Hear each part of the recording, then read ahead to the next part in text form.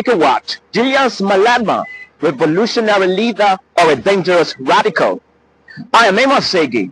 Let's talk about the man who's making headlines in South Africa and shaking up politics, stirring global debate, and now banned from entering the United Kingdom.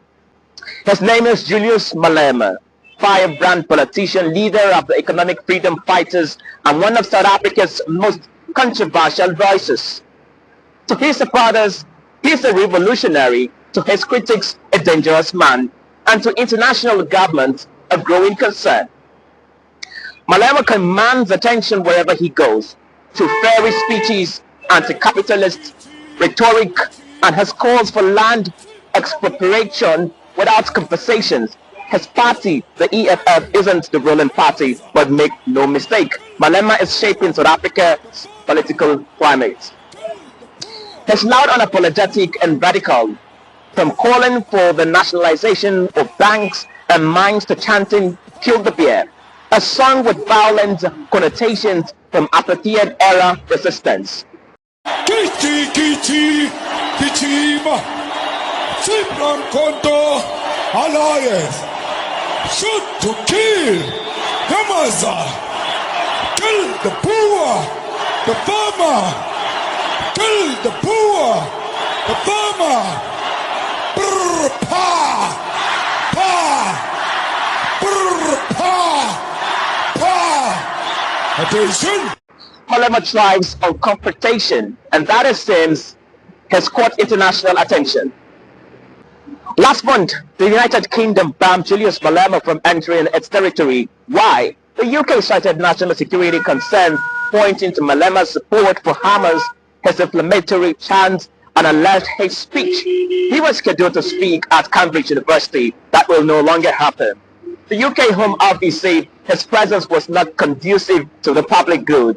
Strong words, and a move that now being applauded by South African civil rights groups like AfriForum, to say more Western nations should follow suit.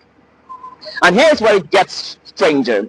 During President Ramaphosa's recent visit to the White House, Donald Trump pulled a stand that stunned even seasoned diplomats.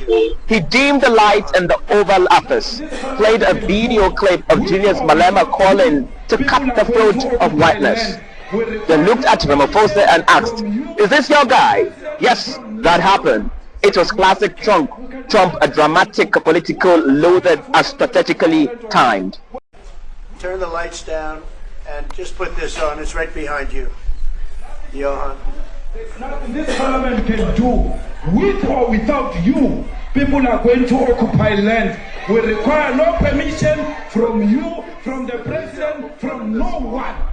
We don't care. We can do whatever you want to do. Who are you to tell us whether we can occupy land or not? We are going to act. Shoot to kill. Yamaza. Kill the poor, the farmer. The message was clear. The United States, or at least Trump, sees Malema not a South African issue but a global threat.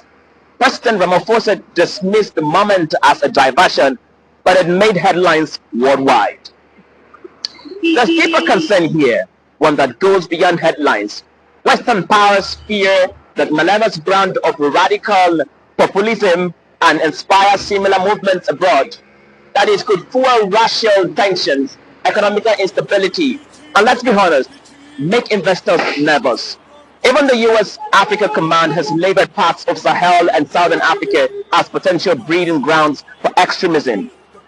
And while Malema hasn't taken up arms, his words do carry weight. So who is Julius Malema really? A freedom fighter or a fire starter? A voice for the poor or a threat to national unity? His rising, that's certain. His rallies grow louder, his speeches more pointed, and now the world is watching. South Africa stands at the political crossroad, as Julius Malema is standing at the center of it, with a microphone in one hand and a red beret in the other. Don't forget, the loudest voice isn't always the wisest, but it might just be the one that reshapes the future. I'm not a dictator. If I was a dictator, a lot of these people won't lead the EFF. There are a lot of lazy fellows around us here. I always tell them, if it was a private company, I would have fired all of you. But there's nothing I can do. I'm not a dictator. I speak my mind. If the mistake you must never do is to ask for an opinion from me, because I will give it to you. And once I give it to you, you will assume it's an instruction. And then you go around and say, no, Julius says we must do it this way. That's a wrap on Africa Watch. Keep watching Africa 24 Hours TV. Subscribe to our YouTube channel at Africa 24 Hours TV. And also, for breaking stories and news, log on to our website at www.africa24hours.com. My name is Amos Zege.